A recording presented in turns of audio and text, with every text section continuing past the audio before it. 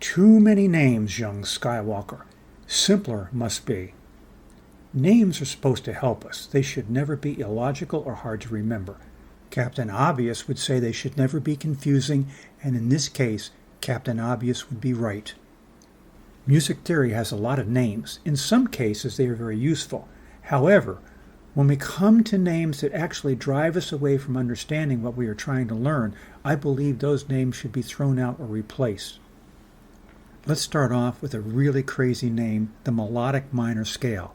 This name suggests that we can use two different scales to combine into one scale, but a moment's thought tells us that this is absolutely ridiculous. Two different scales cannot be just one scale.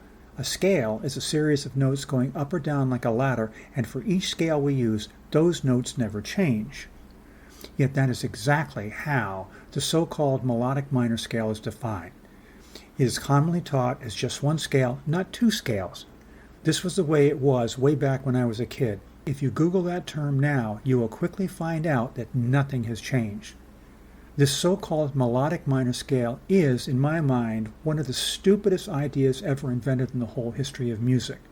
I have talked about this in the past at length, so this is just a short review.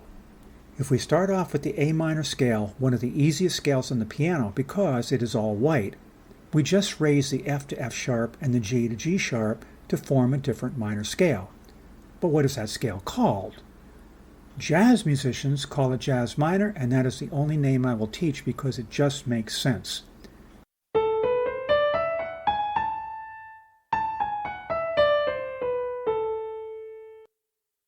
Jazz musicians say that if we go up jazz minor but come down natural minor, that's simply what we did for two different scales. We went up one scale and came down another.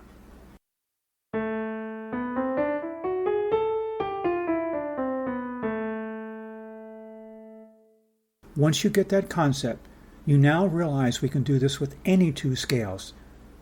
For instance, I can go up major and come down mixolydian. I think this sounds great.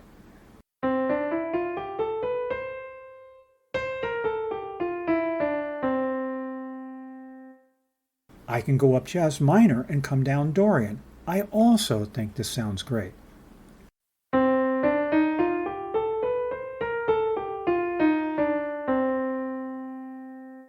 Now let's go up Lydian and come down Phrygian.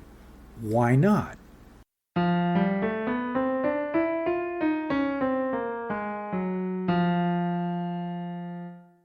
There are countless possibilities. You do whatever floats your boat. For instance, going up jazz minor and coming down harmonic minor not only sounds great, but was terribly common in the music of Mozart and Beethoven. And that idea has been used ever since.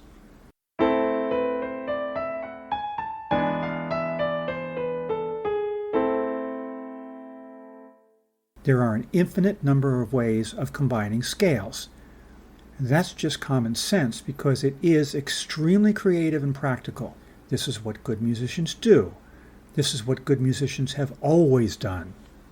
But do we want to name every possible combination? Absolutely not, because this is where things get totally insane. And this is my point in this hopefully short video. In order to make important names as useful and practical as possible, we want to avoid using too many of them. And that brings me back to one of my favorite pictures again. Too many names, young Skywalker. Simpler must be.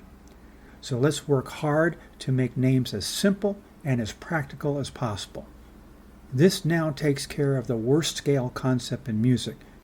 But there are a lot more dumb names, and I will get to those not too far in the future. Please don't forget to subscribe to my channel. Leave me comments about what you like, comments about what you'd like to see in the future, and finally, please remember that I consider all suggestions.